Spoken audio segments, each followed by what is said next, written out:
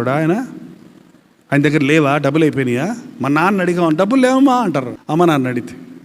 కానీ దేవుడు ఎందుకు ఇవ్వడు? ఆయన నిధి తక్కువైందా? ఆయనకు శక్తి లేదా? ఎందుకు ఇవ్వడు?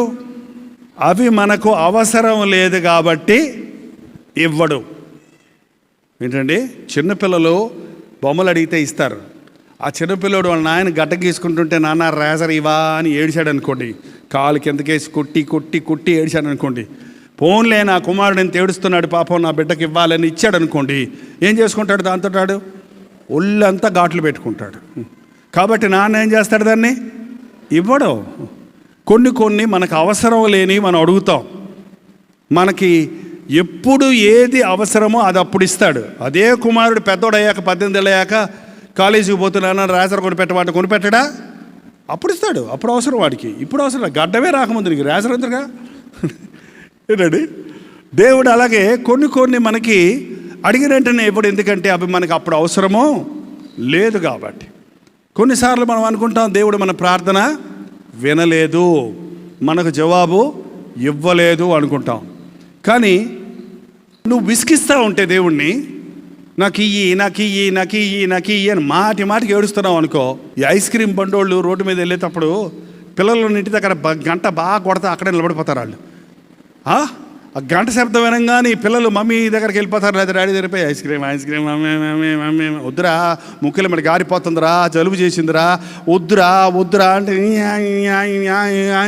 అని గోలగోలు చేస్తాడు. వాడు వేరే డంగ్ డంగ్ డంగ్ డంగ్ కొడుతుంటాడు అక్కడ, వాడు పోడవతలకి. ఏంటండి, చివరికి విసిగిపోయి అమ్మ ఏమంటుంది చెప్పండి? సరే కొనుక్కొని తిని సావు అంటుంది. సరే పో అని ఇచ్చేస్తా. చూసారా? అట్లాగా ఒక్కొక్కసారి మనం ఊరికి ఇసుకిచ్చేస్తుంటే దేవుడు ఇస్తాడు. కానీ ఇచ్చింది మనకేమవుద్దంటే నష్టం అయిపోద్ది. ఏంటంటే ఇశ్రాయేలీయులు ఐగుప్తులో నుంచి బయటికి రప్పించినప్పుడు వాళ్ళు మాటికి మాకు చేపలు కావాలి, పీతలు కావాలి, ఏంటండి ఉల్లిపాయలు కావాలి, కూరగాయలు కావాలని కొండల దగ్గర కూర్చొని ఏం చేసేవాళ్ళంట? ఏంటి తిండి కోసం ఏడుతారు ఎవరన్నా? కొండల దగ్గర కూర్చొని బోర్ని ఎలుగెత్తి ఏడిచారంట. అది కూడా మళ్ళీ మాకు చేపలు ఎవరు పెడతారో, మాకు చేపలు ఎవరు, ఒరే ఎర్ర సముద్రాన్ని 2 పాయలు చేసి బయటికి తెచ్చానరా నిన్ను, ఆకాశపు మన్నా కురిపించి దేవదూతల ఆహారంతో పోషిస్తున్నారా నిన్ను, బండలో నుంచి నీళ్లు తెప్పించి నీ దాహం తీర్చినోనిరా నేను, ఎవడు పెడతాడంటే వేటరా, కావాలంటే నేనే పెడతాడు, సరిగా అడుగు, ఎడుతూ ఉందిరా. కొంతమంది ఊరికే దేవుడిని విసిగిస్తూ ఉంటారు కొంతమంది విషయాల్లో. దేవుని చిత్తానుసారంగా మనం అడిగితే అది ఏదైనా ఇస్తాడు.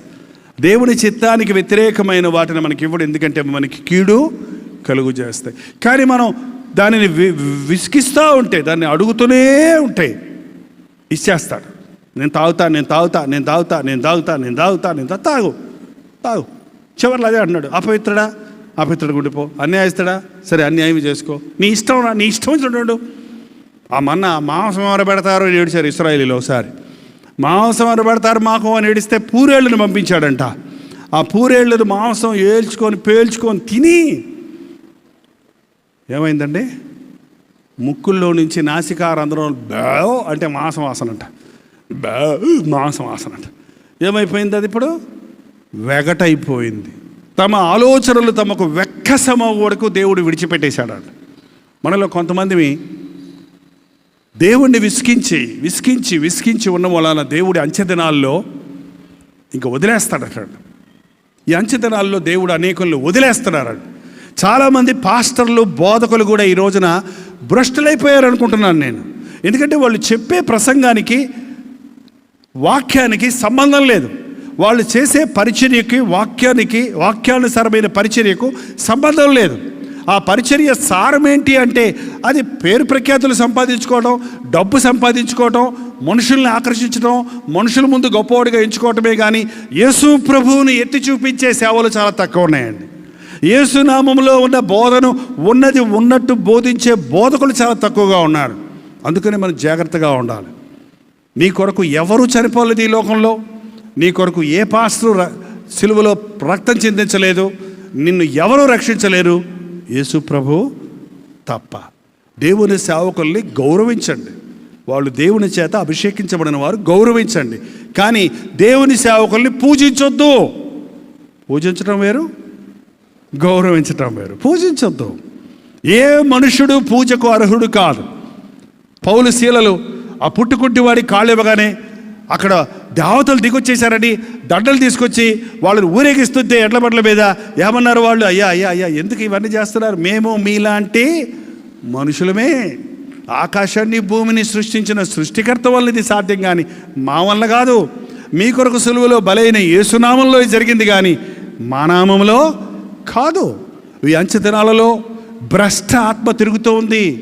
ఎవడిని మింగుదునా అని గర్జించు సింహం వలె దుష్టుడు సాతానుడు తిరుగుతూ ఉన్నాడట.